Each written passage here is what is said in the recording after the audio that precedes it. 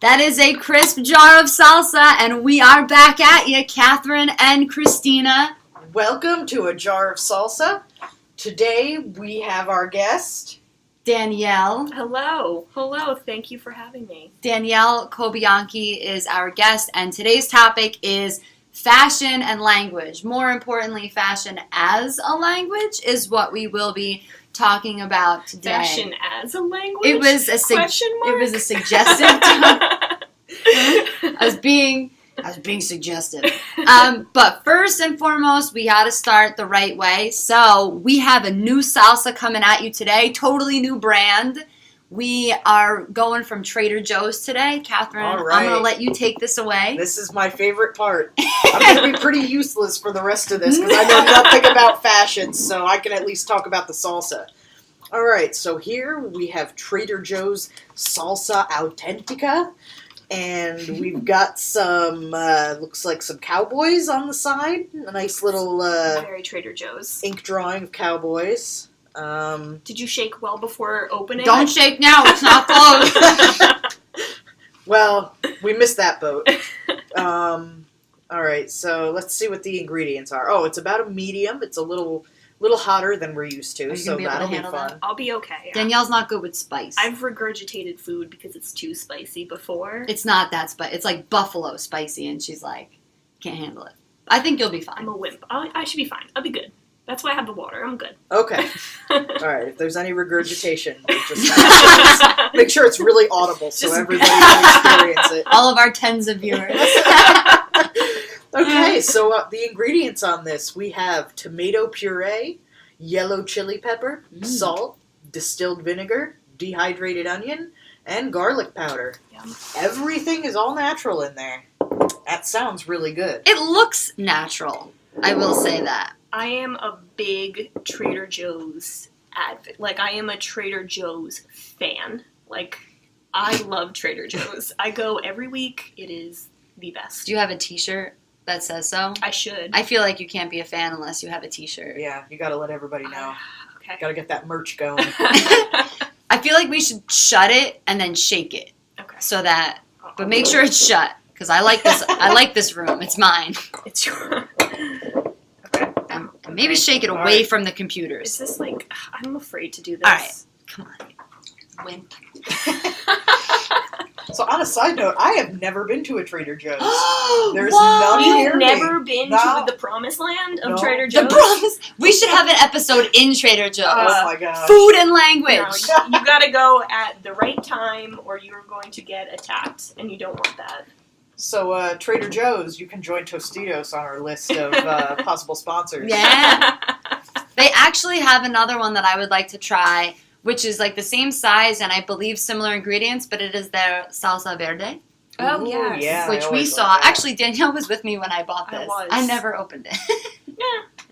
It's not like salsa goes bad. No, but you are our guest and you have to go I'll go first. first. So try not to make noise with the bag. Good, I was promised there would be food here. That's why I came. Okay. That's the only reason. You made us get scoops. She made us get scoops, and she didn't even scoop. Listen. She dipped. I have a salsa process, and it's just to coat the chip in salsa. Then why you get scoops? Because I figured everyone likes scoops. You guys would want scoops. Yeah, because I scoop. You're a super scooper. I am. It's got a little bit of spice. I will say that. Will you regurgitate? No, I'm good. Okay. It's not that kind of spice. Tell us about the flavors. It's got a really nice bite to it. You can definitely taste the garlic, which I like because I'm Italian. I love garlic in everything. I think that it's a pretty solid.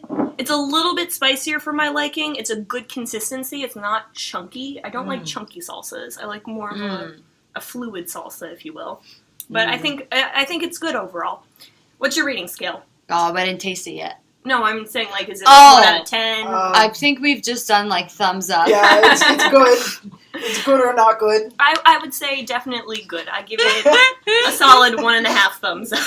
We didn't really think about our ratings. No. We just kind of, like, every time we're just like, all right, 2 thumbs up. All right, let's go. Yeah. That's it. Catherine, after you. Okay, let's see what we've got here. Get one of these scoops. Are you actually going to scoop? I'm gonna scoop. Yeah, because she's not a disgrace. Listen. I came this here- chip its purpose. This looks like, while she's chewing and absorbing the flavor, this looks like a scooping salsa because it is very liquidy. I Yeah. believe that a scoop is the perfect chip It'll for the hold salsa. that liquid in. Yeah, I think so.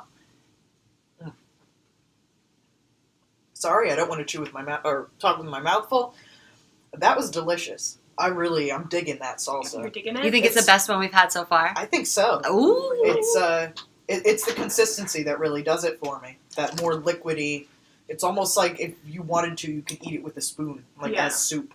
Mm. And it's not too spicy. It's like there's that difference between like flavor and heat, and it's definitely got like the flavor of the pepper, not so much the heat. And I like that. I really like this salsa. Because he's all the more reason to get you to a Trader Joe's. Yeah, I think so. Gonna have to make a pilgrimage. Maybe we'll just have every other salsa from Trader Joe's from now on, so that like you'll eventually. Do they have a lot it's They have so many salsas. I have no idea. They have a cowboy salsa that is kicking. It's good. It's not spicy. It's got like it's all like the cowboy salsa is definitely spicy. Oh, I don't think so. Oh, I 100% think It's like so. real chunky salsa. It almost looks like chili. Yeah, it's got the beans see, I and the don't know. corn. I don't know if I'd like that. You gotta try it. If it's too chunky, I can't. I like putting that in my guac. Like if I'm making like guac. Oh yeah, which she has a very intricate recipe for It's guacamole. literally like mash up avocados, pour in salsa. You have guac. But sometimes if I have the cowboy salsa, I'll throw that in for a little bit of spice and it's good. Avocados are really hard to deal with. I tried to make guac once. It did not end well. Because you have to like babysit them. Yeah. That's the problem. They go brown. Then you can't put them in the fridge too early. Then they don't get soft enough. Then they get too soft. You got to babysit your fruit. My roommate buys them in bags, like the mini ones in the bag. So They she's make buying mini ones? from Trader Joe's. So They make them. I didn't know. yes, they do. I mean, I have a miniature dachshund. I've never had a miniature avocado. They make mini avocados, and she buys them in a bag of like 15. And I remember I was listening to a comic once who was saying like, I have this bag, it's like having a bunch of children. Like, they're all going to be ripe at once. And I don't know what I'm going to do with all of them. That's exactly it. I've been saying that since the first time I ever bought an avocado in college. And I was like, I'll deal with this next week. And then it was... Then you don't have an avocado. It's like brown. $5 down the drain. Yeah, they're expensive. I always jump the gun. I try to go at it too soon. And then I'm sitting there with the spoon trying to excavate some kind of snack out of this thing. At that point, I think it's easier carving a pumpkin than scooping out an avocado. Oh, yeah. You gotta do the STEM test. Like, you know how it has that little eye with the little, like, brown dot in it? If you can, like, pull that out easily, that's how you know that it's ripe. Oh, okay. Yeah. And then, of course, you gotta do the squeeze test. If it's, like, mushy, then it's, like, good to go. Yeah, if it's too mushy, then it's done and just throw it out. Oh. Yeah. But again, you have to babysit. It's a lot of work. It's not like an apple. I was just listening to another podcast, and it's actually what I do too, where I buy the avocados hard, because I know that I never get to them right on time. I leave them out, and then I like check them when I come home from work, and if it's like perfectly mushy and like a right consistency, then I throw it right in the fridge, and then it stays for a little bit, and then I can eat them at my leisure. It's like a pet. That's what I'm saying. For those of you who couldn't see, Danielle just demonstrated how she checks her avocados, and I feel like you're using like a GameCube controller, right? And you're pressing Excuse me, I'm a Nintendo 64 girl. I'm about- not a GameCube. I mean, I guess it could be an N64 where you're pressing. Catherine, help me out. Buttons. An A. Yeah. I'm talking about specific buttons, man. They need to know. The A button. The A B button. No, they're on the same C? side. What's The on the? There is no C. The C buttons. There's the a C yellow button. ones. The C directional. Oh, yeah, those are on the right side, right, of an N64? Yes. I'm looking up an N64. Yes, they are. All right. And on the left side, it's a D-pad. Yeah, And so... then in the middle is the joystick. Yes. And the start button. And And then then like, on the back, you have the the underneath Z Yeah. trigger, and then the bumpers on the top, the Yes. R and L. Okay, I fucked up. So when she was demonstrating her avocado testing, she was pressing the down button, the down arrow button on the left side, and also the A button on the right side. So she was doing alternating a ground pound. back and forth. Yes. Super avocado 64. Like several ground pounds. That's how I check. That is the proper way to check. You must ground pound your avocados. You gotta check them. You gotta check it. Like avocados and apples, you gotta check them. Apples, you don't really know. Nah, I look Apples at are it. low maintenance fruits. I am very, very picky. You know what? We're talking about something. Not fruit. I have very specific needs from my fruit. It's a process. I don't want to go into it. It's taken me many years to figure it out. That's a whole nother podcast, Yeah. I think. I could be here for hours. Oh, God. Okay, so, Danielle, you rated it 1.5 thumbs up. Catherine? 2 thumbs up. Yeah, I'm going to say 2. I like it. I think it would be good as a dressing for a salad, to be honest with you, because it's so thin. Like a little taco salad? Yeah. Those little tortilla strips on there. Yeah, that's what I'm talking about. Nom, nom, nom. All right, so... It was a smooth transition, right? Danielle, tell us about yourself. Tell us where you started. Why I'm here today, what we're talking about, how it pertains to fashion. How you... Give us the credentials. Slow your roll there, pal.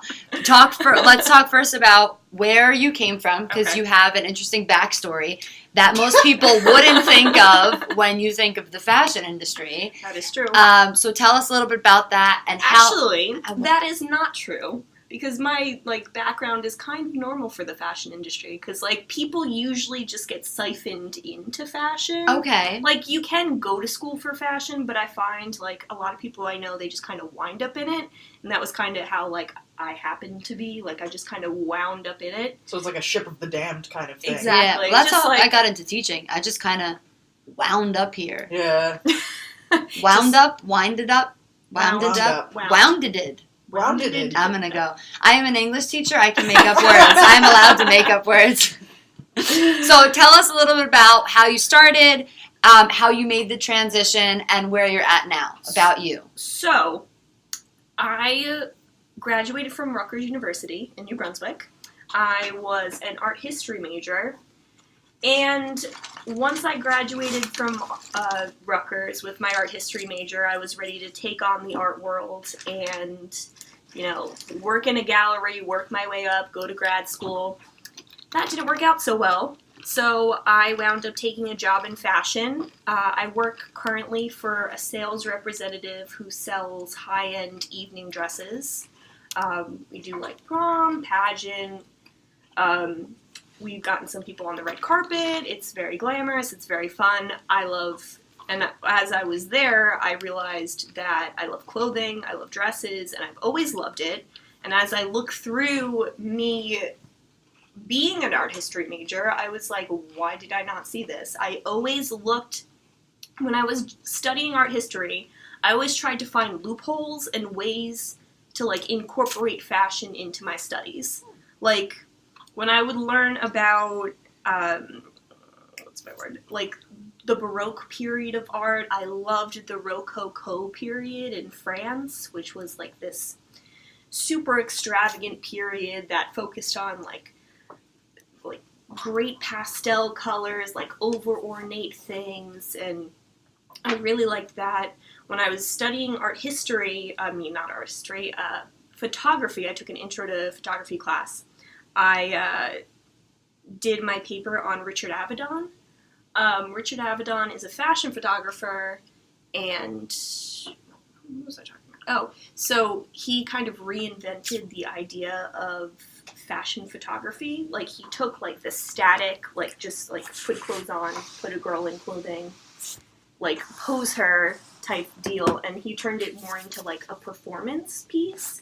He wanted to really get the models moving. The piece that I wrote about was he put this girl in this beautiful Chanel dress in front of elephants, and they're photographing in a circus theater in the 1940s. Anyway, so I really liked that idea of it. And just kind of like throughout my life, I feel like I've always been interested in fashion and just about clothing. I think I got it from my grandmother because she was a buyer and she loved. Oh, I didn't know that. You know that? I've known Danielle for 20 years and I didn't know that. She was a lingerie buyer, actually. Oh, my heavens. My grandmother on my mom's side actually worked in a dress factory. Was she really? For family. Oh. Really? Yeah. Which dress factory do you know? I have no idea. All I know, like, it was the dress factory. It's just been passed down in the family. There were a lot of like dress factories and like production in this area. Like North Jersey, every time I go over 495, it says that North Jersey is the embroidery capital of America. It's like, LOL, not anymore. I didn't know that, but that does make sense because you would think that like you could get the publicity of New York, but not pay New York rents. Yeah. So that does make sense to me to stay in the North Jersey area, especially Hudson County, Essex County area. Yeah. It's you just so kind of close. ship it right across the river. As my mother would say, you're a hop, skip, and a jump away. You are. So I'm going to give these back to you. I Thank moved you. them. I Okay. stole them from you. I'm not really going to reference them too much. Okay, so you made the switch, and now this is where you're working. So tell us the first piece that you said you wanted to talk about, text in fashion.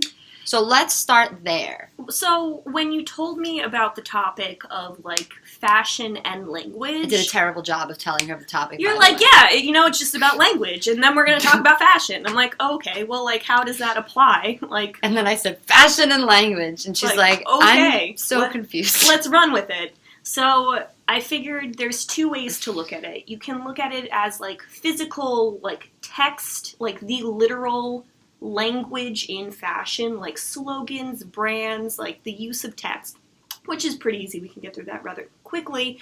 Or you can look at it as like fashion as a language. Like, how does fashion represent you? How can you express yourself with fashion?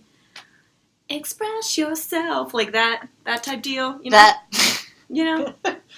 Like, See, I think of it, I just think of those t-shirts with stuff written on them. well, yeah. no, I agree. I think that's an avenue.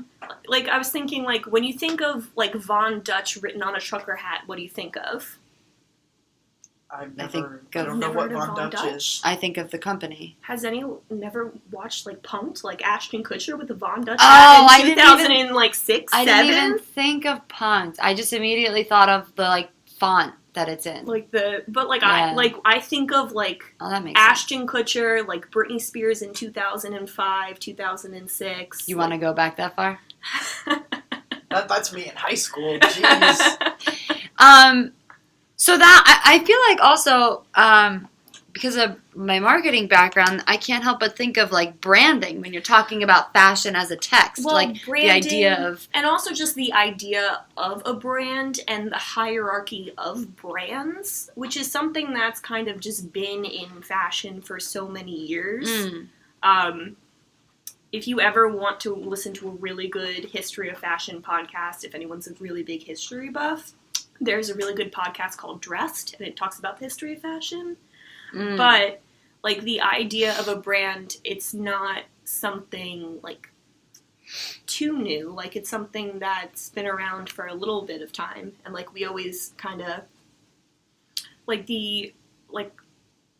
when you're thinking of Supreme, which Christina knows Supreme very well because her boyfriend is a big fan of Supreme. yes, he wears it all the Like, time. when you think of Supreme, you think of, like, skater, street style. I think of expensive first. Exactly, but, like, people are spending the money to have, Yes. like, a pen with Supreme on it. Or like a Hanes t-shirt, right? Yeah. But instead of $5, it's now $35. Gross. It's just, but it's just that there's the hierarchy to it. Like, the wording on something can make something important. I agree. That And I makes sense. guess it's communicating something when you're able to buy one of those brands. I mean, Exactly. Yeah. it's showing like, oh yeah, I'm an upwardly mobile person. I've got money. I'm able to do all this. Mm. It's a status symbol. I didn't even, now that you said it, I didn't even think about it, but, Catherine, I don't know if you know, but That's where'd it fine. go? My book bag that I've been carrying around. I've been looking for a really long time for a leather book bag, and I actually got this on Coach Outlet, which sells their stuff at like fractions of the price. And I kept looking online for like a leather book bag. And I was skeptical about a lot of the different brands, but I trusted Coach because I know the name. I know their lingo. And it's also branded on your backpack. Right. It's branded on there, but like I was comfortable spending, and I would have probably spent, I got that for really like a fifth of what it was worth. This is doing a thing. Okay, there we go. I got it for a fifth of what it was worth, but I wanted to put the money, or invest rather, in the name, because I knew that the name has a legacy behind it, one could say. Like Coach has been around for a while. Their leather line, I believe, correct me if I'm wrong, was the first thing that they created, was their leather line, not the cloth line. It was leather. No, their leather line was. And they just rebranded Coach. Oh. So they've been, because they weren't doing so well financially, so now they've rebranded everything. I didn't know that. They've been doing really well. And they also, I think they own a couple other brands, and now they like changed their like header in the stock exchange. But anyway, that's just a little tidbit. But no, that's the thing. Like when you think of a brand, you think of the quality. Like you get to know brands through like publicity, through like other people having them. And now, as you said that, we talked about Supreme, we talked about Coach, and I immediately thought of, I love my Louis. Oh, yeah. Louis Vuitton and Supreme did a collaboration. They did. Catherine, the prices you would throw up. You would. It's disgusting. I mean, Louis Vuitton is expensive anyway. Yes. It's a high-end brand. But it's like one of the... Like combining them is almost like adding the prices together for the one. Gosh. It's insane. So, my question to you is, when you think of fashion in text, or maybe this translates into fashion also as a language, how do you feel about these collaborations that are happening? How do you think that relates to kind of like language and what we're talking about? Well, I think that with collaborations, first of all, we're in a time period where we like consume things, and we're constantly on social media, and we always want like the new and the best, and like we like crave it. So to do like a limited release collaboration, people freak out, and they like will sell out like that. You know what I'm saying? Like there was one, Adidas just did one with I know they've been doing them with Rihanna. No. Like Fenty. It was, what's his name? Alexander Wang. Oh, please, that sells out like that. Yeah. I have no idea what, like... Okay, so collaborations. I know what a collaboration is. But, like, they'll release, like, less than a dozen items. They'll charge, like, $200 per item. More than that. His stuff was, like, $250. It wasn't that high. On it for Adidas, and it sells out immediately just because his name is on it. Let me tell you what it looked like. They flipped the Adidas logo upside down and added some extra bullshit, and it sold out. Yeah, wow. I think it did sell out actually. But I think it's cool though that in terms of language and like in their logo, I guess is kind of like their own like version of their language, because people recognize that logo and the text. But it's kind of cool that as they collaborate, they let people kind of mess with their language. Like they play with their language. Yeah, like it's taking one brand and another brand and kind of like intertwining it. Alexander Wang, he's like a big fashion designer. When you like think, I know I work in New York, so I know when Fashion Week is going on, and I always know that the Alexander Wang show happens. I was never invited. Well, me neither, so don't worry about it. You're saying that like I could invite you. If I could invite myself, I would. She's got connections. Don't listen to her, Catherine. I really don't. But the thing is, like, you know that all of the celebrities wear Alexander Wang. He has like a close relationship with them. You follow them on social media, so when Alexander Wang is a like brand that you know, like I know Kanye once had a song. What was it? It's called "New Slaves." It's a very good song, but one of the lines is "spending everything on Alexander Wang, new slaves." So like when you think of Alexander Wang, you think of Adidas. You know Adidas. Of course, you want that limited edition item, and also I was just recently talking to one of my friend's boyfriends about this, and he... Was it Joe? No. Oh. No, it's my friend's boyfriend's friend, actually. This is a long connection. Sorry. But I just was talking to him about how he has a side business right now where he'll buy these limited edition products, they'll buy them up, and then resell them for, like, probably double what they paid, and someone out there will buy them. Oh, yeah. That's a popular... yeah, that's not just in fashion. That's collectibles, antiques, any of that Yeah. stuff. Everything. Yeah. But I have a question for you. Go ahead. Your background is in art history. Yes. And you're very much in this mindset of looking at fashion as art, as language. Mm-hmm. The language that's used in, I guess, analysis and criticism in art, mm-hmm. is it the same as the language that's used when you're looking at a fashion item as a piece of art, or is it different? Or how do they differ, and why do you think that's so? Like... how you criticize a piece of art versus criticizing, like, a fashion line, I guess. I see it as a little bit different, because when I look at a piece of art, I think of its history, mostly talking about, like, older art as opposed to newer, like, more contemporary art. I look more at its history, at its relevance, at what it's trying to say. Is it, like... trying to say something politically, which you can do with fashion as well. There's definitely, when you look at a piece of fashion, you can tell if it's trying to say something politically, if it's trying to, degrade fashion in a way, like, so I actually wanted to, hold on, I'm not going to go into that. I'm going to finish my statement. Okay. But when I also look at fashion, because I'm in sales, I think of it as a business sense. So, like, with me, when I see the new collection that the designer sends from Turkey, because our designer's based in Turkey, I look at it as, well, this is pretty, this is like a piece of artwork, how is it going to look on a girl, but also, is it going to sell, what's the price point, how's the fit, and like how it can be applied to like a person physically buying it and like expressing themselves like with it, you know what I'm saying? Yeah, so in that way, fashion is more of an interactive kind of medium, because you take whatever the designer had, and then everybody kind of puts their own thing in it, and then finally it gets to the consumer, and they're going to do what they want with it, and that's an interesting way of looking at it. Yeah, it's almost the whole thing, like everything that's written.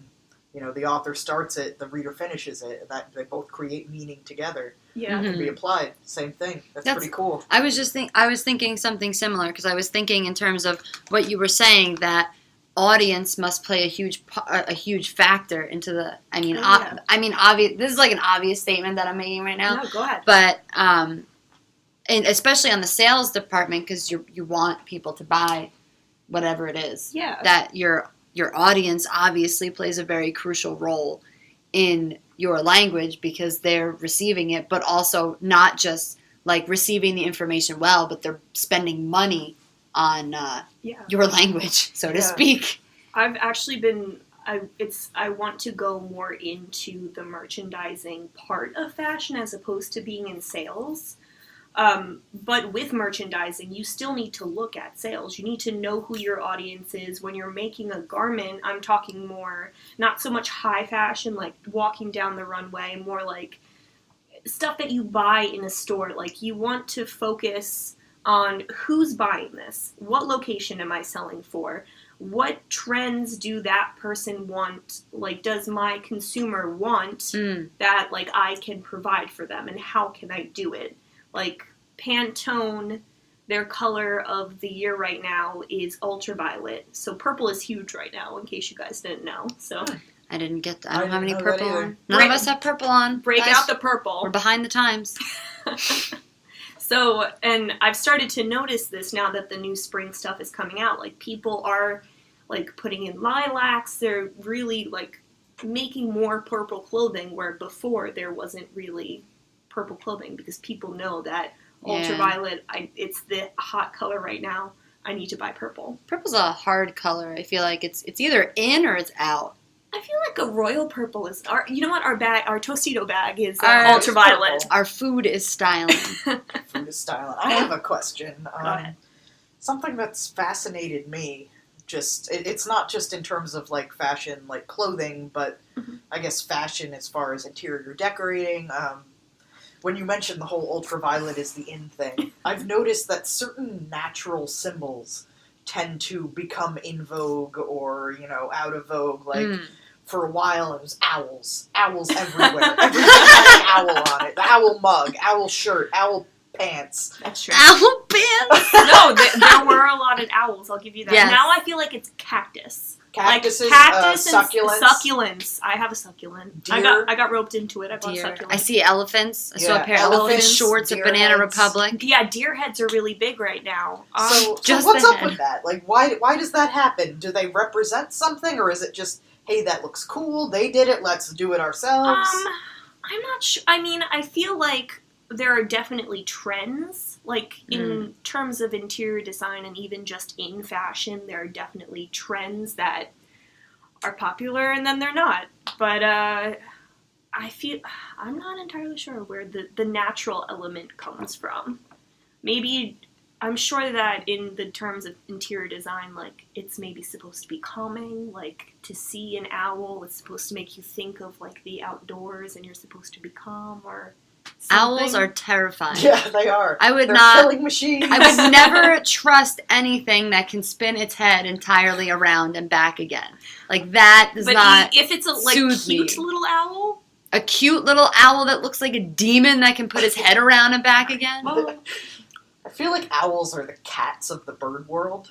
I've They're always the kind of cats. like... Yes. They're perfectly engineered killing machines, but they're also cute, and, like, they have big eyes. It makes I me don't think know. of Puss in Boots. What you've just said, it's like owls are Puss in... Did you see Shrek? Yes. It makes me think of Puss in Boots. Because he's, like, adorable, and then he just, like... Yeah. it's basically that's the definition of cats. Like, I don't trust them. Yeah, they are, like... I feel like They're you can. perfectly engineered to just kill. Well, They are really are. to They are. do you ever think about how we domesticated cats? Like, we know how we domesticated dogs. We got them from wolves, but, like, who decided to domesticate cats? That's a really good question. Whoever it was, they probably got shredded alive. Yeah. You need to get an anthropologist on this. I know. Figure this out. Language and cats. So is it cool if we switch gears from fashion and text to fashion as a language? I actually want to talk about one thing that incorporated art history really quick. Okay, go for it. So, with text, I wanted to talk a little bit about... This is her outline. Yeah, this is my outline. Wow, that is detailed. Danielle is You were all a prepared. very prepared guest. Well, I have a lot of, like, things that I like to talk about. Like, okay, actually, this is a pretty interesting topic. And These two? I need to tell you about this. I don't know if you guys know about this, but yeah. it got me riled up. Okay. Oh boy, okay. If I could extract the part of my mind that knows this much information about the Kardashians and the Jenners, I would. I think that would make me a better person. She talks about it and it goes one ear out the other for me. Well, okay. I'm going to present some information about them, and you need to tell me what you think. So, one, I was thinking about, like, text and clothing. I was thinking about, slogans on shirts, and I was also thinking about band names, like band t-shirts, and how right now band t-shirts are very, very expensive, and they're very, very big in the fashion world. Like, to buy a vintage Bruce Springsteen t-shirt, you can spend $180. Wow. That's crazy. Yeah. Well, I know, just, like, going on Amazon looking for shirts of bands that I like, it's always like, nope, I don't like you that much. But, like, the idea of a band t-shirt, it's very popular. So, Kendall and Kylie have their own brand. They decided, why not let it be cool, and let's make these vintage band t-shirts, and we'll put the band logo, and then we will put our faces over the band logo and see what happens. It was on their website for probably half an hour, and then they took it down because the backlash was that bad. Like, they put, like, Tupac, and then they put, like, their Instagram photo screenshot, like, silk screened over it. Were they trying to make some kind of ironic statement? I Or don't know. I want to If find you a wanna picture look of it this. up. Yeah. See, that's why I brought it up. I thought it was a very interesting topic. What are they trying to express there? Like, what were they trying to do? And we live in such an interesting time of social media where everyone has an opinion They on put stuff. their face over the doors. Yes! That's a disgrace. Got him! That Big was on good. puns. That was a good one. Big pun, guys. I know See- that they did one for Ozzy Osbourne, and Sharon Osbourne tweeted at them that, like, you can absolutely not do that. So that's it's interesting to me what a visceral reaction this causes. Like, even for me, I was like, ugh. But Yeah. there's something blasphemous about it. Yeah. And Pink Floyd. Dumb. and it makes me wonder, like, wow, are we that attached to these logos, to these texts, to, you know, that we would defend them and be like, no, you can't do that. You can't defile it. Was it a copyright infringement also? I don't know messing about with an that. image? I mean, they have a pretty popular brand. It's been around for a while, and they have to have people doing checks and balances. But what's odd to me is that, you know, they put in fashion, you have such this big emphasis on, like, wearing vintage band t-shirts and, like, wearing an AC/DC t-shirt.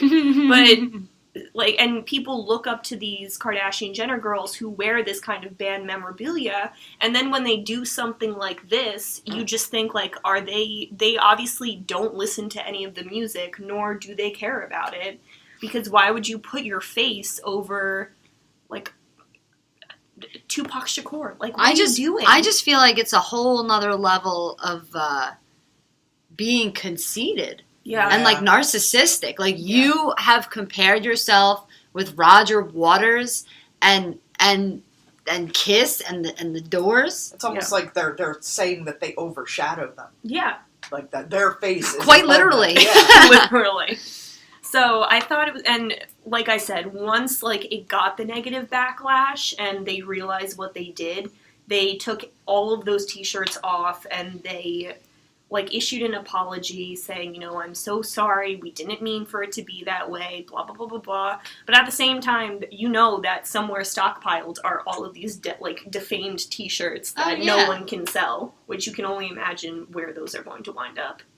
They're probably going to wind up as collector's items. I don't know. Or the trash. Yeah. Or the trash. Or like those ET cartridges buried under the desert. Oh. So I thought that was an interesting topic to bring up. Definitely was. Okay, so I want to go back to art history really quick. Okay. Oh, that wasn't. Okay. So that was just, this thing? yeah. So Catherine, can you see this from where you are? Yes. Okay. So I'm going to talk a little bit about pop art. So when I did my like final quote unquote thesis at Rutgers, I did it on pop art, and pop art is one of the like more popular forms of modern art. I don't know if you guys are you guys familiar at all with pop art? I've heard the term, Yeah. but I couldn't define it. Like if I say Andy Warhol. Okay. Yeah. The colors. the colors, the Marilyns. That made me think of, do you remember that? What was that candy? Or the ice cream. The colors, Duke. The colors. Do you remember that? Oh, I do The remember. popsicle, the chain. You know what I'm talking about? Yes, I do. But you got layers, and then the layers are like different colors. I do remember Sorry, that was totally That's out of line. popsicle art. I have to high five You guys need a sound effect. You need like the badoom. We have a very slim budget for salsa. We spent all our budget on puns and salsa. So, Sorry, go ahead. Pop art. With pop art, when you think of Andy Warhol, you think of like the Campbell soup can. Why the Campbell soup can was so crazy for its time period is that it's mixing like a low everyday item, which is kind of like it's like low class, with like this high, at the time, like high art. Like you're mixing high and low culture, basically. And pop art really influenced fashion. Pop art started in like the late 50s, and you see like its influence. And it carries over into fashion. Artist Jeff Koons. Have you ever heard of Jeff Koons? No, I have not. You've never heard of Jeff Koons? I have heard of him now. Okay. Not this summer, last summer, he blew up a giant ballerina, and it was in Rockefeller Center. Oh. Yeah. He does, like, these crazy art installations. He has the balloon dogs. Have you ever heard of the balloon dogs? Okay. Sorry. Tell us.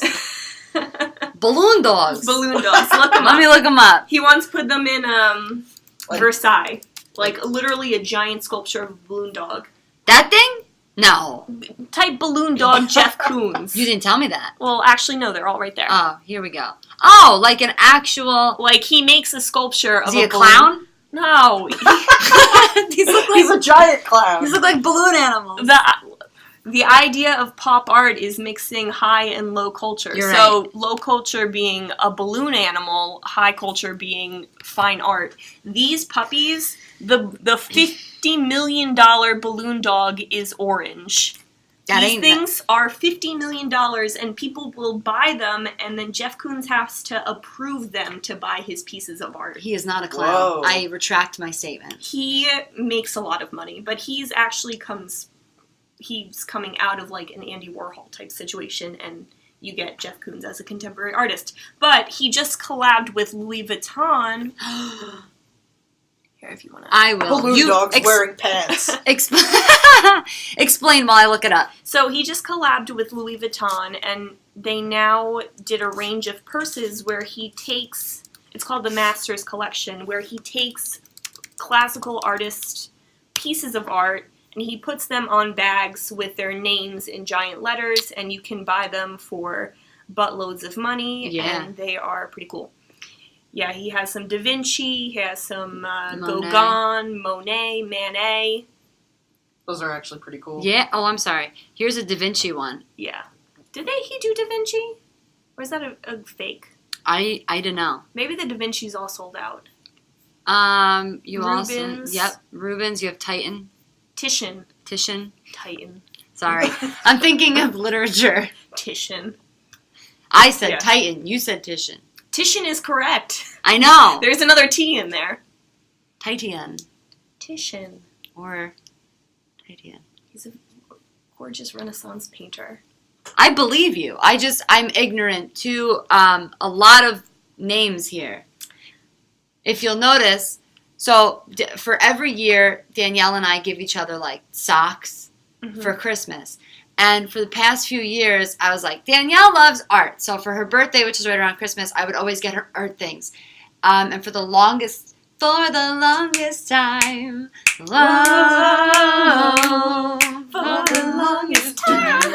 That was good.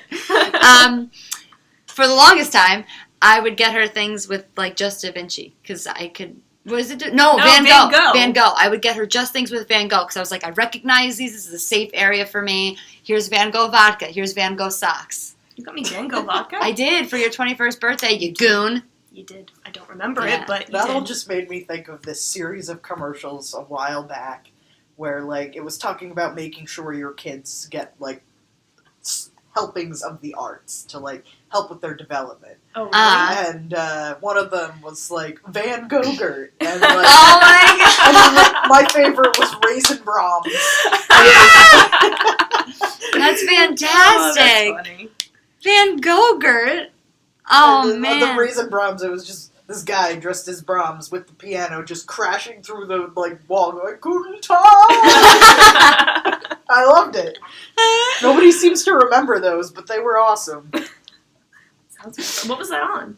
Just TV. She said it was television? a commercial, yeah. Oh, that's hysterical. That was funny. I feel like that's like Super Bowl worthy. They probably didn't have the money to fund it, but that's like a Super Bowl worthy commercial, I feel like. Anything else for pop? So go ahead. The thing that with pop art, I think that you see a lot of influence of pop art in fashion today. Like you see this Jeff Koons Louis Vuitton collection. Balenciaga, which is a high-end brand, just put down the runway a pair of platform Crocs that you can buy for $850. No. Yes. platform. And they have, like, the things in it, and, like, if Andy Warhol or, like, saw it today, I'm sure that he would be like, oh, this is wonderful. Guys, I'm upset. I'm upset. Wow. Like, look at that thing. Do you think they're comfortable? Absolutely not. I actually just watched a YouTube video on someone who bought them. They look like they'd be heavy. They are. They are? Yeah, they seem very heavy. Like, your foot must sweat so much, but now it sweats on another level. So that's some, and then I also wanted to talk about this this person who's making like huge waves in fashion right now. His name is Virgil Abloh, and he started out. He was originally an architect, and then he got it from Chicago, and he got involved with Kanye doing Kanye's clothing brand, the Yeezy collection. Then he came up with his own clothing brand called Off-White. And Oh, I've heard of that. Off-White? Yeah. What is really significant about Off-White clothing and about like just Virgil's brand in general is that he has a heavy use of quotations in things, and it's very fascinating. Like, he'll come out with a pair of tall boots, and on the side of them it says, "for walking," in quotations. And he likes to play on that irony of, like, yes, all shoes are for walking, but that's I'm going to put it on a shoe. But is that like an actual... That's not a correct use of quotations. That's like using quotations for emphasis, isn't it? Are we quoting somebody here? I mean, I think it's to play it as, like, a slang type deal. Like, he came out with... Oh, these boots are made for walking! For walking. Christina. He also came out with shoes, and on the shoelaces, it has shoelaces in quotations. Like, yes, those are shoelaces. Like somebody said, yep, those are shoelaces. Yeah, like... I feel like... It's a play on thing. I feel like somebody, like, trying to teach their kid, like, these are shoelaces to tie your shoes if you want. Look up his stuff. I thought that you guys would get a kick out of this. How do you spell English his name? People. How do you spell Virgil, Virgil, AB. Is this him? Yeah. Well, I'm sorry. No, go ahead. I do think that's interesting because it kind of plays to that idea of fashion as a language. Yeah. In that he's just making explicit what is implicit in a thing's design. Yeah. So it's already communicating, I'm for walking because it's a shoe. Yeah. And for $2,000, you can have boots for walking too. Oh, modern. And like even his t-shirts, which I'm sure are very expensive, it says like Off-White logo in quotations. Like, yes, it is the Off-White logo. Huh. So Interesting. But what's very exciting, what he just made news because he just got appointed as Louis Vuitton's artistic director for menswear, and it was the first time a black man's ever been artistic director in Louis Vuitton. So, awesome. like, Very it's cool. a huge deal. That's a BD. Yeah. So I thought that it's an interesting nod to pop art because pop art does play with a lot of slogans like that. Just kind of like the irony of like, yes, this is for walking. Mm-hmm. And he's taking it and running with it, and now running with it. Those are the sneakers, yes! Yeah. I want him to have like a hat that just says Skull Cozy. Like What else did he put? He put out purses that say sculpture in quotations on it, which is pretty cool. Interesting. That's interesting. And Yeah. he's just collabing with IKEA, so he's going to come out with a bunch of like interior design Like stuff. a bed things in for Swedish. sleeping. Yeah, exactly. Well, rugs. Like rugs to put on the ground. Oh, That says rug. Can the bed say for sleeping? Ooh, that would be good. Call Right? him up. I'm gonna Hopefully he listens give me to his this. number. Let me talk to him. So fashion as a language. Are we ready to make that? So yes, this is fashion in text. Let's move on to like fashion as a language. All right. All right. So I'm sorry that I've been getting us sidetracked. I think I'm the root of all the I brought up a sidetracking. popsicle commercial. It's okay. So we're good. Sidetracks are the best. It makes things Keeps it fun. Realistic. We all sang a We song. all get sidetracked. Yeah, it was like Rating Center, I reliving know. it. We used to sing a lot in the Rating Center. Catherine hated it. Yeah. Other Our, Catherine, not our- me. Not our you. boss. Not speaking in the third person. No, Catherine I'm the- the pro singing Catholic. the Catherine the First, Yes. right? Yeah. We used to have a coworker who, whenever somebody said "for the longest time," I think You John the First was the Break first into it. Yeah. to join in on the singing. So, fashion as a language. Why don't you do us a solid and sum up what you mean by that for our tens of viewers? That's our standing joke. Can I sidetrack on something really quick? Yes. Does anyone ever watch? Do either of you watch Arrested Development? Yes, I I've have watched not. it all. You've watched all of Arrested Yes. Development? Okay, one of the characters is a never nude, meaning he can never be nude. So, and everyone finds out on the show, and they're Tobias, just like, right? "Oh, I thought Tobias just liked denim cutoffs because that is the only piece of clothing that he will not take off." And in one of the episodes, he's like, I think he like came out as a never nude, and he just starts yelling, "There are literally dozens of us, dozens of us." I think it's applicable to people watching. There are literally dozens of us. We have tens of viewers. I've heard that term before, never nude. I never knew where it was from. Oh, give Arrested Development a watch. It's a great television You gotta show. push through a little bit, but it's funny. It's like a nice. Everything ties into something. You'll be watching the third season and you're like, oh, that ties into something from the first season. It's Oh, great. that's There's cool. a lot That's of very justification. satisfying. Yeah. They know what they're doing. We're just along for the ride. All right. So fashion as a language. Oh, right, fashion as a language. So, I think that when you think of fashion as a language, you can just think of, like, fashion is an expression of yourself. Like, everyone has to put on clothes first thing in the morning. Like, what is... Debatable. Except for nudists. Like, what is your process of putting on clothes first thing in the morning? I pick them? A lot of times I pick them out the night before, like especially for work, because I look at the weather. The weather. The weather is important. All right, mine, people are going to be like, oh, you monster. Mine is pretty much, well, first of all, when I do my laundry, I fold it, but I never take it out of the hamper or the laundry bag. So I go over to the laundry bag, and I see, what's in there. What's the first thing I can grab? Okay, I have a shirt. Okay, I have underwear. Like, it's kind of like a... It's like a Chinese checklist. menu, a little from each thing. Yeah, and, I get I'm one of thinking each more thing. of like a hunter-gatherer approach, where you're doing the gatherer approach. Yeah, so I'm gathering, and it's just like, okay, I have a shirt, I have pants, I have underwear, I have a bra, I have socks, let's go. Socks never match. I never bother to match my socks. Socks don't need I to just match. started doing that recently. But if you wanted a hat, you could go into hunter mode and see what's in your backyard. To make a hat. Skin it, make a hat. Oh. You made the joke! You have to go hunting for hats. Sometimes they fly away. That's funny. But yeah, whatever's in there. And then I get outside and I see, does this match the weather? No? All right, maybe I'll bring a jacket. Going back in. Dive back in. Yeah. Otherwise, it's, for me, whatever the first thing is that meets each category, that's my thing. It's kind of like an I Spy book or Hunter-Gatherer. Yeah. I don't put much thought into it. If it doesn't work, it's like, I guess I'm going to be cold today. I guess I'm going to be hot today. And then I just go. It's like, it's clean.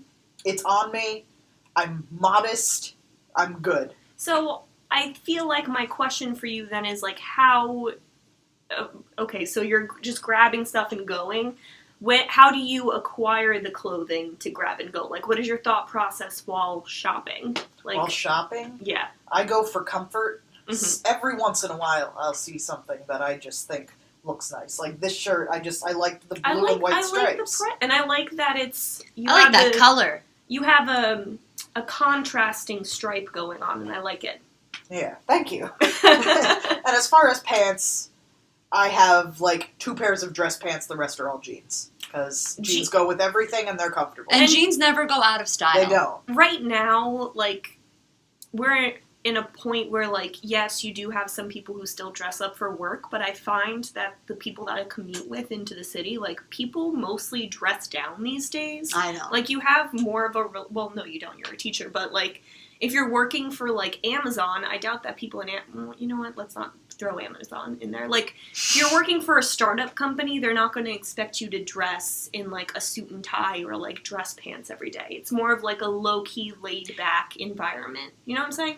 I do, but also some professors wear more casual clothes. Yeah. I choose to dress up. Yeah. But I choose to dress up for other reasons, because if I don't dress up, I will look like a student. So for me, well, see, that's your expression. You're trying to like play onto the audience, which is your class, right? So they don't think you're one of them. Well, and also because like my attitude in the classroom is casual, like my academic language is very casual. Mm-hmm. So I mean, and occasionally, and it does feel weird because we have casual Fridays here.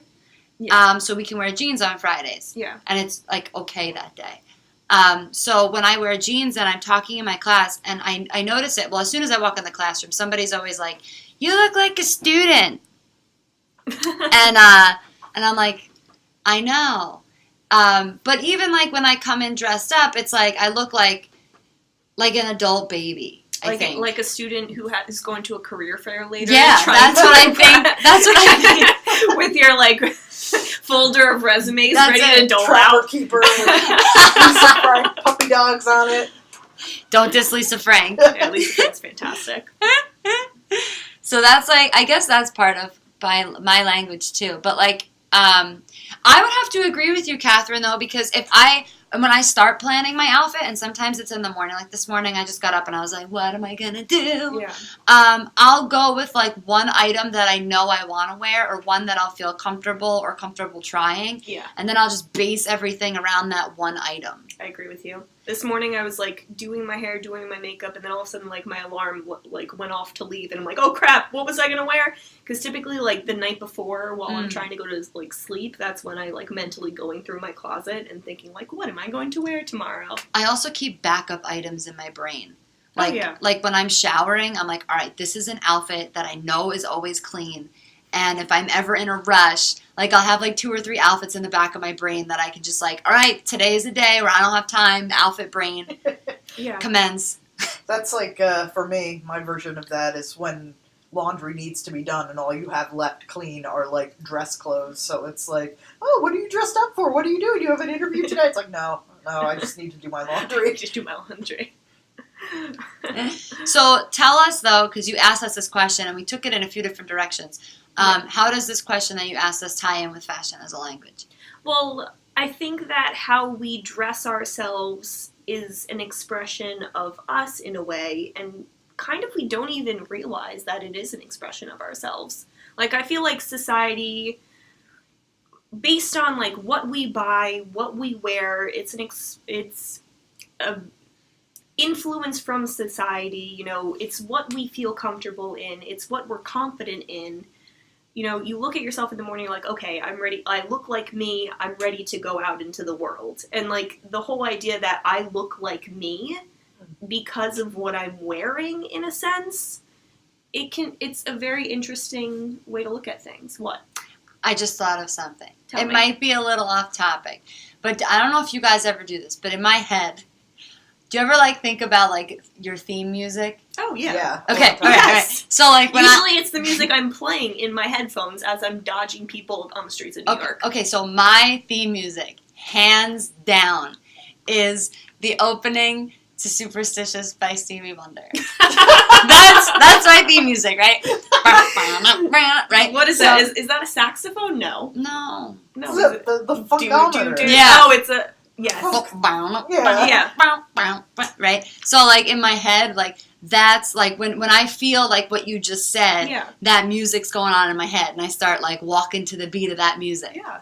Like, nobody else knows. It's Yeah. just me. And I think that it comes, like, when you feel, like, confident in what you're wearing and you like what you're wearing, I think that it exudes in your personality and you can express yourself more.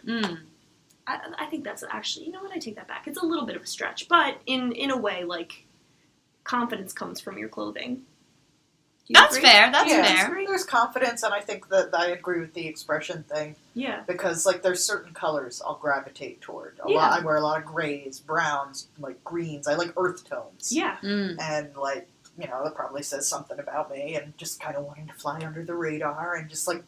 Or It's that like- you're down to earth. Yeah. It's also just, like, a comfortable thing. You're grounded. What's your sign? Libra. We're going there. We But you're pretty. Are you undecisive? Yeah. But Sometimes. you're a balance of things. Like, that's the, like, Libras, it's Indecisive, undecisive, Indecisive. indecisive. I said undecisive. I'm on a roll tonight, man. Killing it. But the thing with Libras are, like, they can weigh their options, which is great. I always mess this up. Is Libra, I can't remember if Libra is... When's your birthday? September 28th. Look this up. Is Libra, what is... It's the middle what's of the element? Is it an earth sign, a wind, water, or fire? It's a Air? It's a thing. It's a scale. Well, no, but all of the signs are What am I- either earth, fire, air, or water.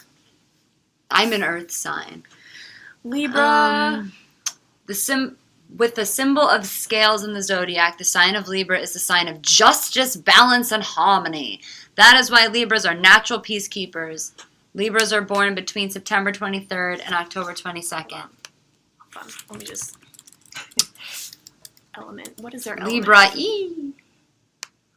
What is Libra? Air. They're an air sign. Oh, that's why I'm such an airhead.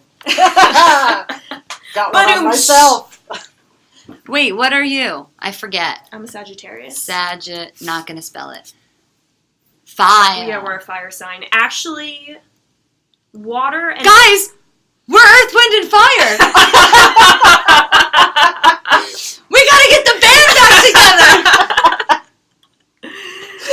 That took me a little bit. Oh, that's fantastic. There we go. So what does that mean, though? What do the different elements mean? Like, So, like, you are grouped in with the other air signs, and air signs and fire signs are actually compatible, which makes sense because when air is mixed with fire, like, it makes the fire build. Meanwhile, like, earth signs and water signs go together because that makes sense. Like, Because and water earth helps trees grow. Yeah, water and earth. go Fire together. burns down plants. We're not supposed to be friends. Sorry. That's what I learned from that. What am I gonna do? We could be friends, maybe. But your wind your might earth. knock down my trees. Yeah. Unless I'm a but palm tree. my air can make your trees breathe. And spread the seeds from my plants. I can. Right? Isn't that what Excuse me. happens? That's Yeah. the thing that happens, That's right? the thing. A little whirligigs. Not a real gardener. No. I'm an earth sign. Don't have a green thumb. I gardened once. Gardened. Garden. As in the the past. But no, I think that you wanting to gravitate to more... I think that every person is either, like, a brown base or a black base in clothing. Like, I'm definitely a black base. I don't like wearing too many browns. I use browns as accents, where, like, black is, like, my go-to color. Back in black. 'Cause I'm back in black. Exactly. Where you are probably more of, like, a brown base, where you'll, like, gravitate towards brown as, like, your main base color. Trying so hard not to make a poop joke. When in doubt, brown it out. There you go. But no, I think it speaks to you being comfortable with, like, blue. You said blues and greens and browns, Yeah. right? Yeah. And gray, and yeah. Gray is a great color. Gray is amazing. I like gray. I like to rock a growfit. You know a growfit? No. A gray outfit? You rock a grouf? Oh. Ralph? Is that a real thing?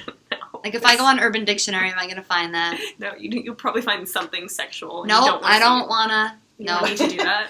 No, I initially heard it and I thought Growlfit, like dogs or bears or like... Growfit? Not like Yeah. Oscar the Grouch? Like grouchy outfit? A growfit? No, I thought Growlfit, like growl, like an animal that growls. No. Like a wolf that is gray has a growlfit on. It does. It does. It's a permanent growfit. Unless it's like a black or white wolf.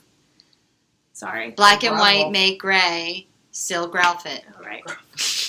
No, it's when you wear an entire outfit of gray, which is nice. It's comfortable. 50 Shades of Grey. Could be CrossFit for dogs.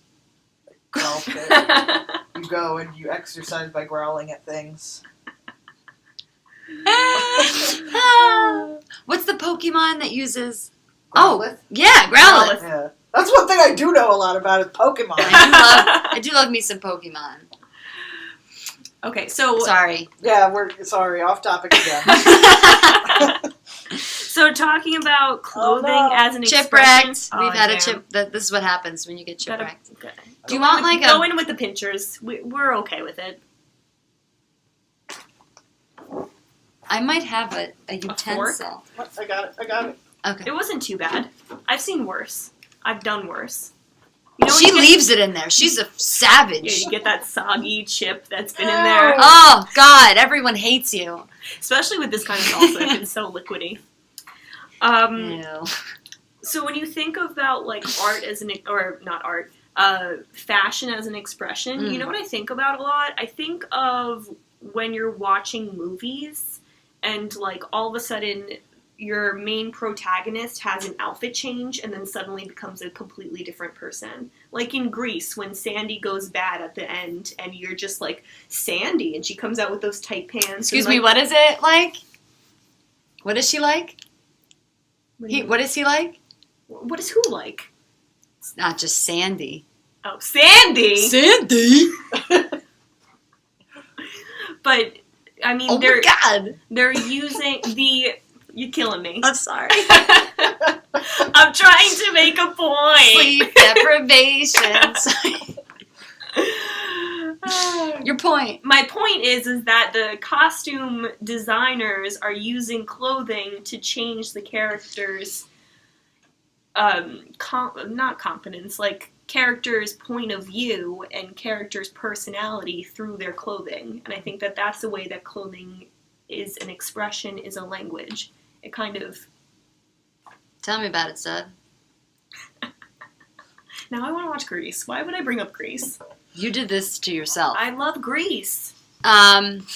You also mentioned here, and then we're going to move into Teacher's Corner if you're okay. Go for Danielle brought a quote from The Devil Wears... This whole thing, right? Yeah, it's Yeah. the whole thing. The whole thing. All right. Have you seen The Devil Wears I Prada? have not. You've Really? never seen The No. Devil Oh. Wears Prada? That's a pretty good movie. I'm giving you homework. Go home and watch The Devil Wears Homework. Prada. It's a fantastic... When did Are you that a Meryl movie- Streep fan? I was going to Okay. say, she's in it. Okay. It came out in 2006. Like, you have And, Anne Hathaway. yeah, early Anne Hathaway's Emily in it. Blunt. It was her first role. And so the quote is from Priestley, right? Miranda Priestley? So, Tell us a little bit about Miranda Priestley. because Catherine has never seen The Devil Wears Prada, let's give you a little... Do you know about The Devil Wears I Prada? mean, I've heard of it, but I don't know any like plot points or anything like that. Okay, we'll give you a quick in a Is nutshell. there actually There will a be- demon in it? No. Okay. No, A metaphorical, I guess. devil. I'm just going to say there may or may not be spoiler alerts moving forward if anybody's Spoiler. listening and you have never seen Seen The Devil Wears Prada. Okay, go ahead. So, Anne Hathaway is living in New York with Adrian Grenier, her chef of a boyfriend. She is a journalist and she wants to write hard-hitting stories, but she can't get a job. So what she gets is a job at, what's the name of the magazine? It's like a Vogue-like magazine. So Okay. like a high-end fashion magazine. And she is the assistant for the chief editor, Miranda Priestley, who is actually, the character of Miranda Priestley is actually based off of Anna Wintour, who is the chief editor of Vogue. Okay. Do you know who Anna Wintour is? No, but I know Vogue is a magazine. There you go. Okay, I got you there. So, she doesn't really she does not care about fashion. She comes in and she is, she's wearing stuff that, like, the people there obviously are not wearing because they are obsessed with fashion. They're that circle of fashion girls who, like, live and breathe fashion and runway and designers and that type of thing. Like, the hierarchy of fashion, they're obsessed with, like, the top, where It's Runway. Runway the magazine. magazine. Okay. So, she comes in, and they very meanly make fun of her and her clothing, And Stanley Tucci, who is the creative director, I believe, pulls her in, and then he takes her to the closet where there's all this clothing and fashion. He like completely redoes her, give her bangs, give her these like crazy Chanel boots, and then she goes out into the world and she kills at her job.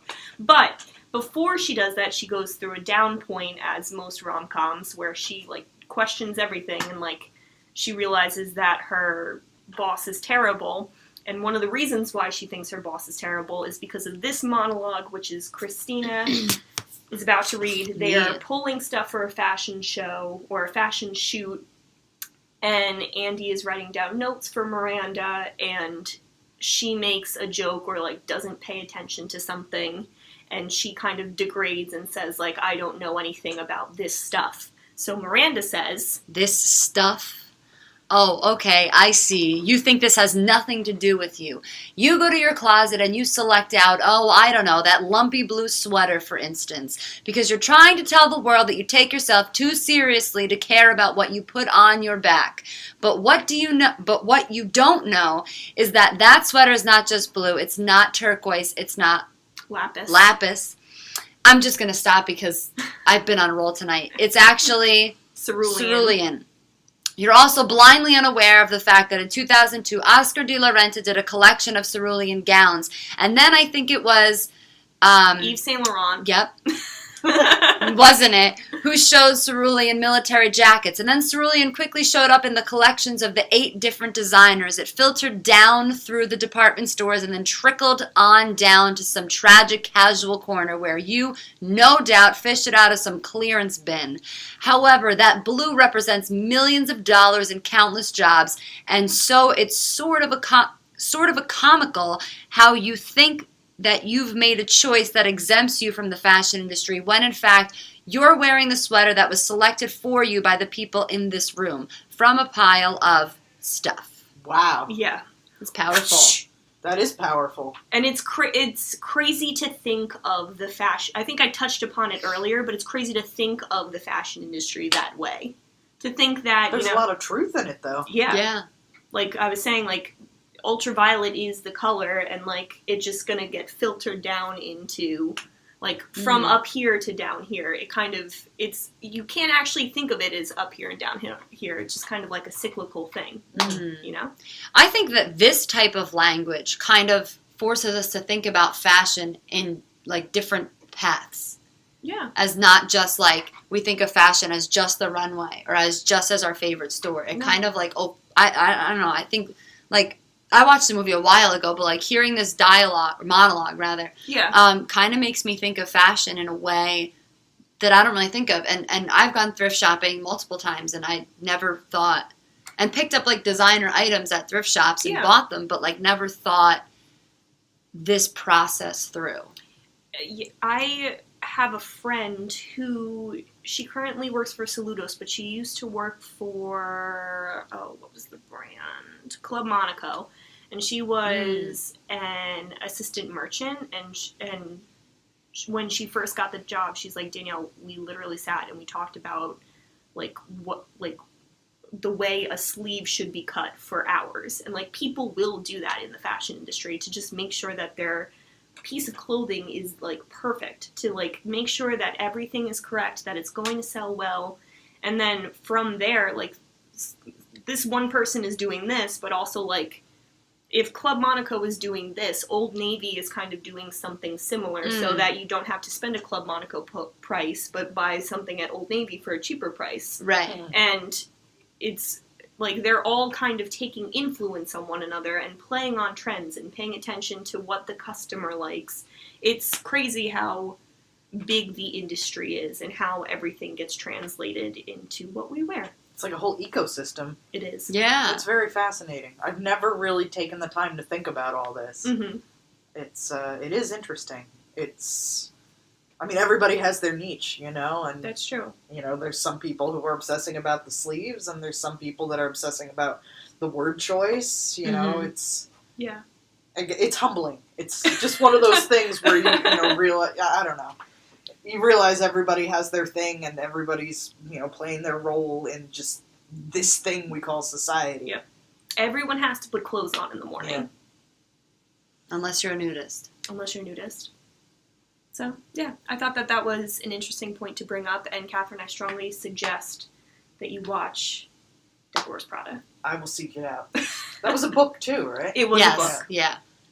It was the book first. It was the book first, then the movie.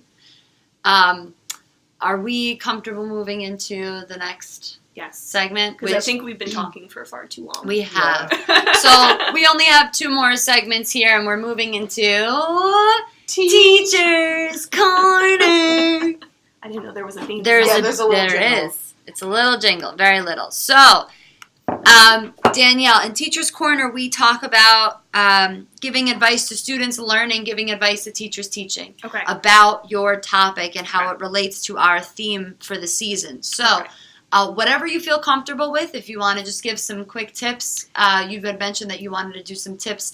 It can be for students and or teachers, whatever you feel comfortable with. Well, I feel like I would focus towards teachers because I feel like what we're talking about, the idea of fashion and art, that's something that teachers can incorporate in what they're teaching. I wouldn't say like I'm not talking to teachers who teach art or teach fashion. I'm talking about teachers who teach like history.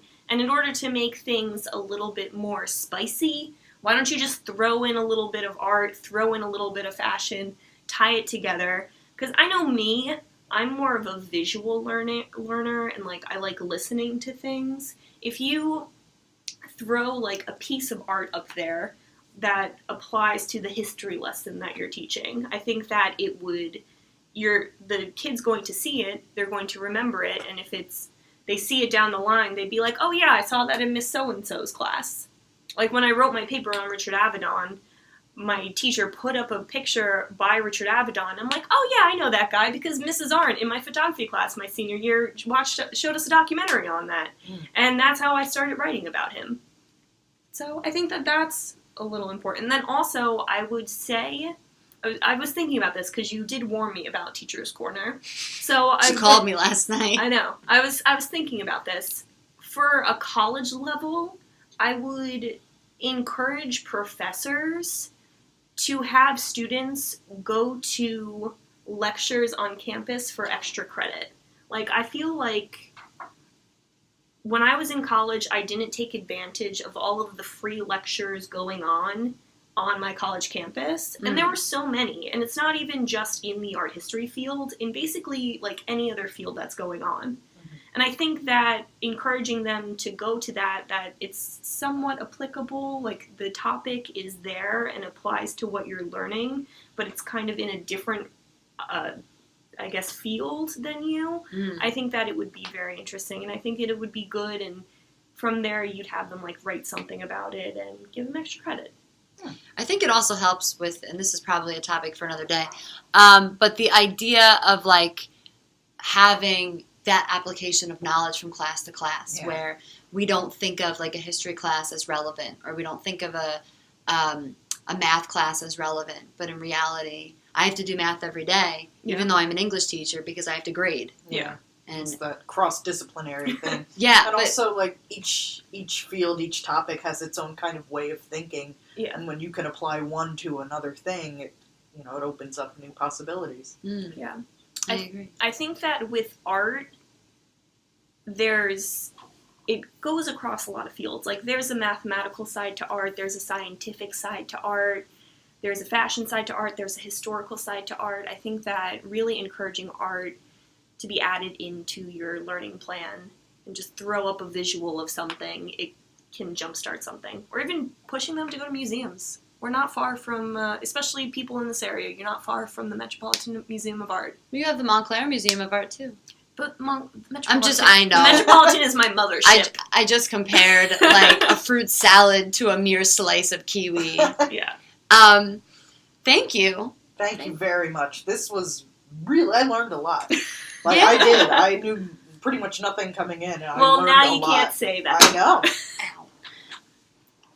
You've been very resourceful, and because you've been so resourceful, we have reduced ourselves to BuzzFeed for you. I know, because I love BuzzFeed. That's how I get my news, which is something I shouldn't admit to people. We wanted to play trivia with Danielle to see how much she knew the fashion industry, and she suggested that we go on BuzzFeed to find a quiz. So, apparently, Danielle, if you get 8 out of 10 right on this quiz about fashion brands, you know more than 99% of the population. Let's see if I can do it. Because BuzzFeed is totally correct. Yes. So everything is accurate. This is an accurate reading of your self-worth. Let's do it. I'm ready. Okay, where is this fashion brand from? From H&M. H&M. Heinz and Meats. Yes, that is what it stands for. Yeah, but where is it from? Okay, well, tell me the options. Tell me my options. Switzerland. Okay. The U.S. Not that. Sweden. Okay. England. See, it's either from Switzerland or Sweden. I knew you were going to say that. But who the hell knows the difference between Switzerland and Sweden? Oh, there is a huge difference. Have you looked at a map? They have completely different cultures. I know, but they just geography isn't my strong point. I'm gonna go Sweden. Boom! Correct. You are correct. Yeah. Manolo Blahnik, tell me. Okay, Spain, the U.S., Russia, Slovenia. Did I say that right? Yeah, Slovenia. Okay. I'm like second guessing everything now. I'm going to go with the United States. Is that your final answer? Yes, that's my final answer. It is España. What's the blurb say?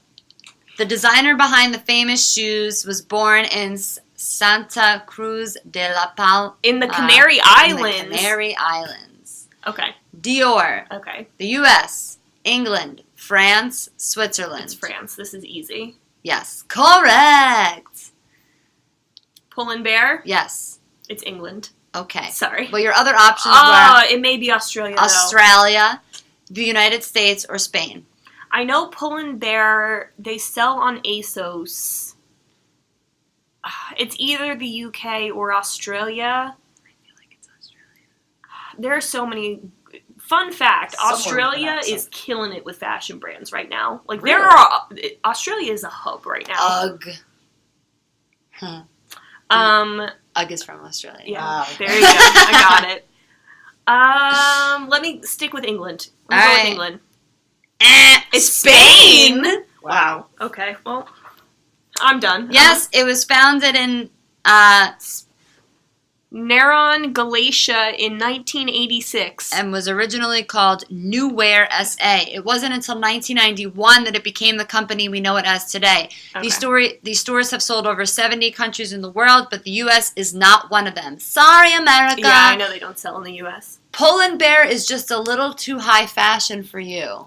Oh. Oh, shit. Excuse That'd me. be some fighting words. Prada, Spain, France, Italy, Czech Republic. It's either... I'm going Italy. Dahlia. That is correct. His name is Mario Prada. Jesus, all you needed was his first I name. know. It's Jimmy Choo. Oh, fun fact, Virgil Abloh actually did a collaboration with Jimmy Choo as well. Did he really? He's collaborating with that man does not sleep. He's collaborating with everyone. He must drink a lot of coffee. He collaborated with Sunglass Hut. He collaborated with Nike, IKEA, Jimmy Choo. What next? McDonald's? Designer hamburger. Quote, Big Mac, end quote. For eating. French fries. I just imagine the line outside of McDonald's. Oh my god. People slathering hamburgers on themselves. I'm waiting for one of these designers to, and pardon me if it already happened, collaborate with Apple. Oh, yeah. I'm surprised that hasn't happened. Yeah. You have the red campaign. I was just thinking of the red is campaign. Like the closest thing. But I'm thinking of like a designer. Is that a designer or is that just the... They sell like certain designers in their store. They but do. They don't like collaborate. Because how are you going to... okay. I get where You you're see what trying I'm to saying? say. Yeah. That would be a disaster. They probably just don't want the crowds. They don't already know how have to the sell it, crowds. basically, because That's true. it'd be sold out like that. Jimmy Choo, England, U.S., China, Malaysia.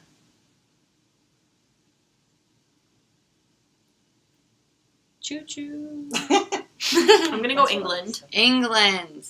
I'm gonna be wrong. No, I'm right. You are correct. The designer was born in Malaysia, but the brand was founded in England. There you go. Classic mix-up. Calvin Klein. I love Calvin Klein. He's one of my favorites. The U.S., Germany, Sweden, England. They're U.S. Come on. on. That is correct. They're right across the street from me, and when they do their runway shows, they'll do it across the street from me, and I peek over, out my window, and my boss yells at me. I'm like, but I want to see Millie Bobby Brown. I just want to see her. She's across the street.